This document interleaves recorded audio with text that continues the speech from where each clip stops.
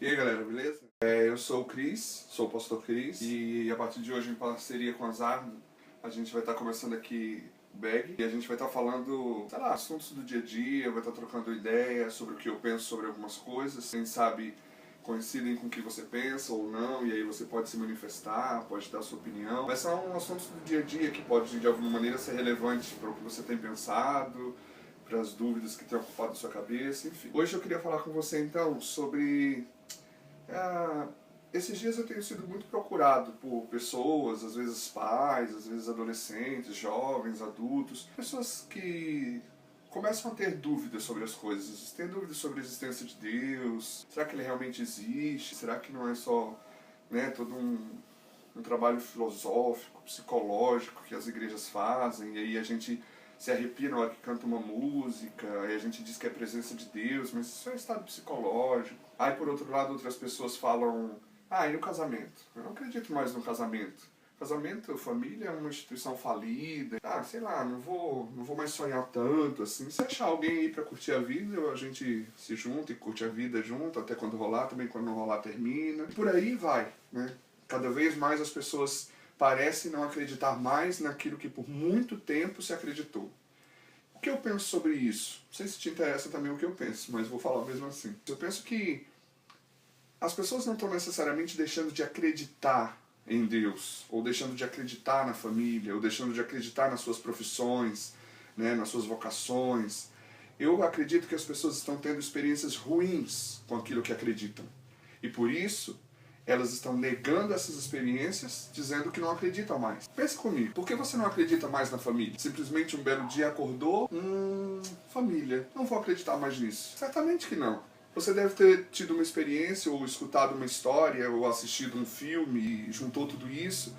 Notícias ruins, experiências ruins, infelicidade, pessoas que se separaram, gente que matou em nome do amor, pessoas que prometeram fidelidade a vida toda e não foram fiéis. E a partir então desse apanhado de informações, você começou a dizer, não cara, não é possível que uma coisa dessa seja boa. Deus, por exemplo, nós vivemos num país onde Deus povoou os ditados populares, onde nós falamos de Deus o tempo inteiro. E aí eu fico perguntando, o que faz alguém que um dia acreditou, pouco ou muito, em Deus, não acreditar mais nele?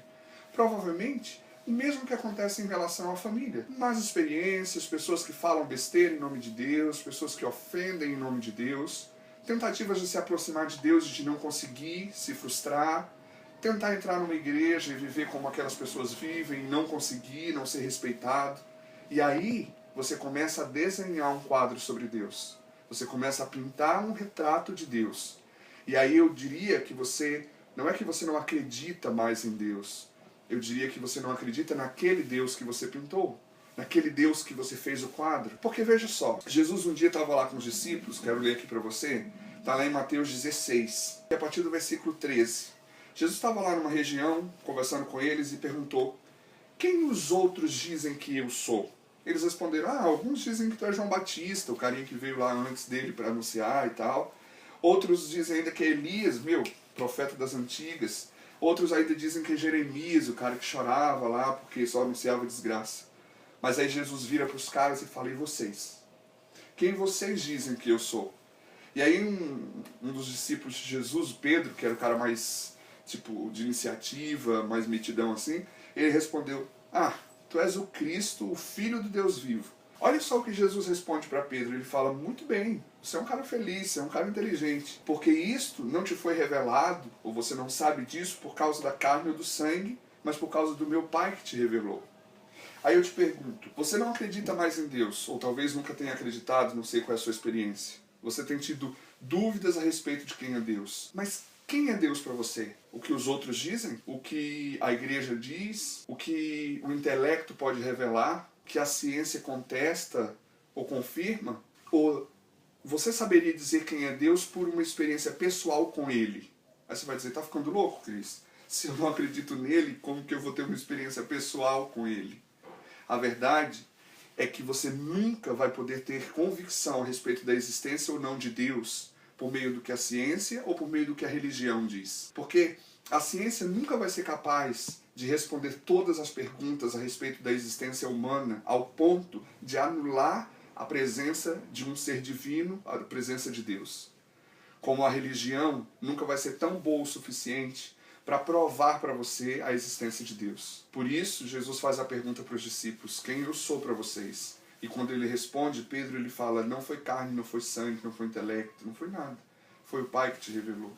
Por isso eu queria te fazer um desafio. Antes de você bater o martelo, antes de você sair apregoando pelas redes sociais ou até mesmo para os seus amigos mais próximos de que você é um ateu, de que você não acredita mais em Deus, antes de você alimentar essas dúvidas e essas questões que tem na sua cabeça, que vão alimentando às vezes incredulidade, eu queria que você pudesse, um dia, num lugar secreto, num quarto como esse aqui, você pudesse trancar a porta e sozinho você pudesse perguntar para Ele, dizer: Jesus, Deus, quem é você? A partir de hoje, por uma semana aí, me mostra quem é você. Eu quero saber se você existe e quem é você. Porque, de fato, as pessoas podem falar muitas coisas sobre mim. Você pode pesquisar na internet muitas coisas com o meu nome e você vai achar um texto que eu escrevi, uma foto que eu postei, né? Porque hoje em dia todo mundo virou figura pública. Mas você só vai saber quem eu sou quando a gente sentar junto, quando a gente conversar. O que falam sobre mim não é tudo sobre quem eu sou. O que falam sobre Deus não é tudo sobre quem Ele é. Antes de decidir que você não acredita por causa das experiências ou por causa do que falam em nome dEle, falam muita besteira, eu concordo, pergunta para Ele. Tira um tempo com Ele. Fecha a porta do quarto, sem vergonha, sem medo, e propõe isso para Ele. Fala: pô, Jesus, já ouvi muita coisa sobre Ti. Fala para mim você, quem você é. Mesmo que você não acredite, você vai se surpreender. Para terminar, eu queria te contar uma história rápida. Um aluno uma vez me perguntou se eu conseguiria, depois de ser cristão, virar ateu. Eu falei para ele: cara, até o dia em que eu me tornei um cristão, eu poderia virar um ateu. Depois de lá, não. Eu posso me revoltar contra Deus, eu posso xingar, dizer que Ele é qualquer coisa, mas dizer que Ele não existe, eu não posso mais. Porque eu tenho experiências pessoais com Ele.